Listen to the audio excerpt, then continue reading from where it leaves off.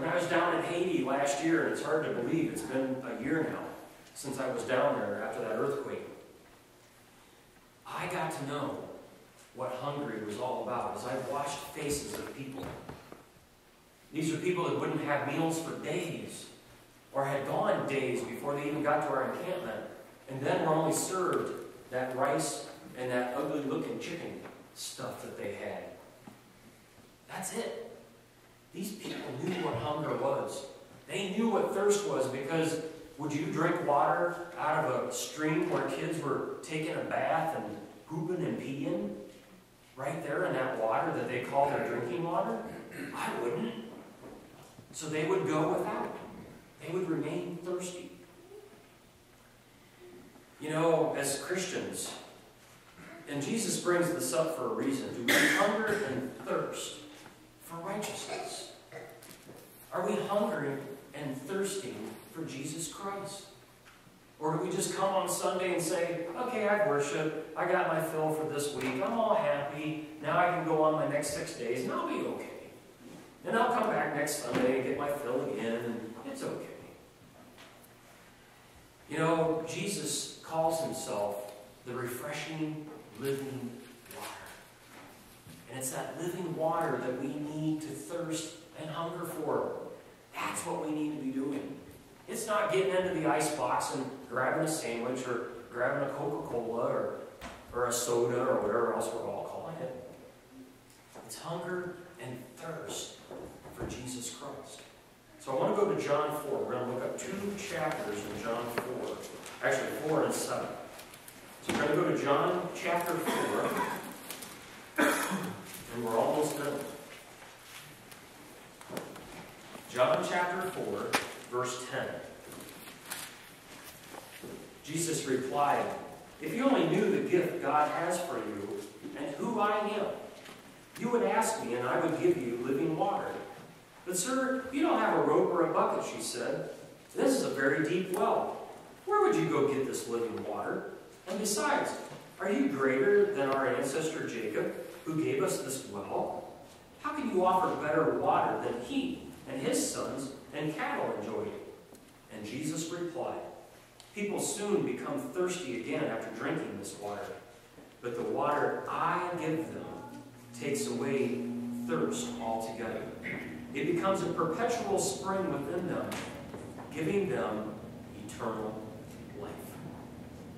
And if you will, I want you to turn over to John chapter 7. John chapter 7, verse 38. I'm sorry, starting at verse 37. John chapter 7, verse 37. On the last day, the climax of the festival, Jesus stood and shouted to the crowds, "If you are thirsty, come to me. If you believe in me, come and drink.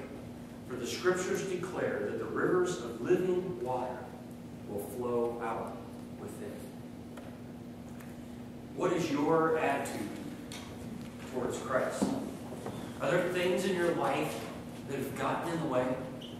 Are there stumbling blocks? Are there choices that you've made? Are there issues going on around you that just seem to get in the way of your coming back to Christ?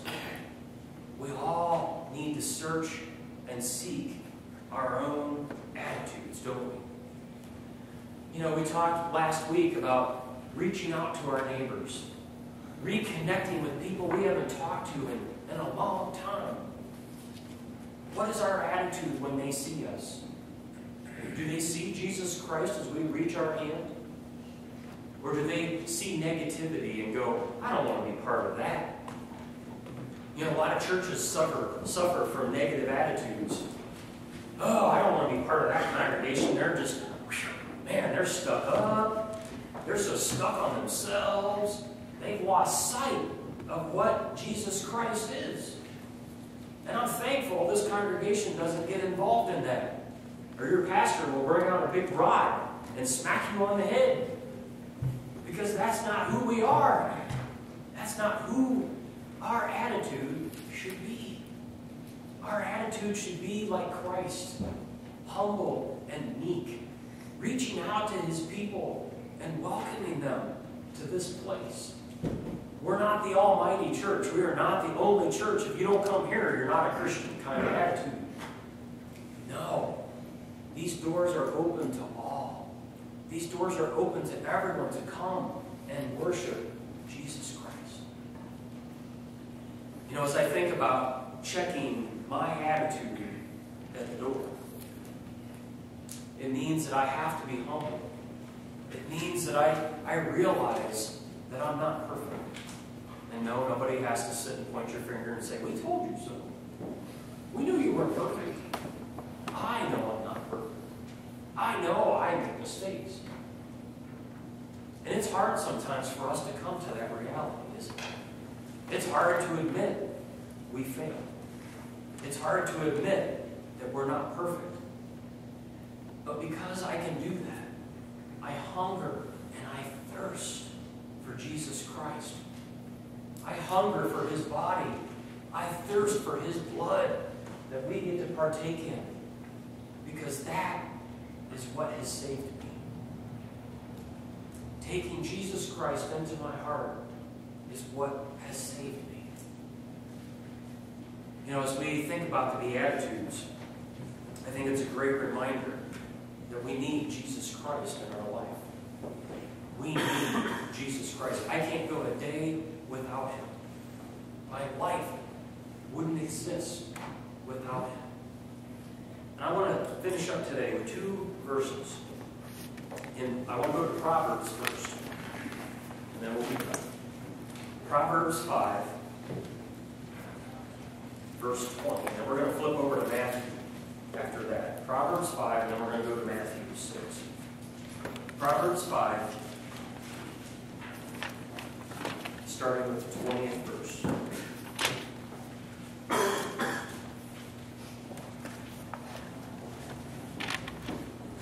Actually, we'll go to the 21st verse. I'm sorry. Proverbs 5, 21st verse. For the Lord sees clearly what a man does, examining every path he takes. An evil man is held captive by his own sins. They are ropes that catch and hold him. He will die for lack of self-control. He will be lost because of his incredible folly. And let's flip over to Matthew chapter 6 to end today. Matthew chapter 6, verse 20.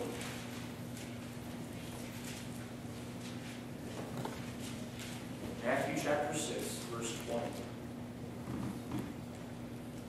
Store your treasures in heaven, where they will never become moth-eaten nor rusty, where they will be safe from thieves. Wherever your treasure is, there your heart and your thoughts will also be. Wherever your treasure is, there your heart and your thoughts will always be.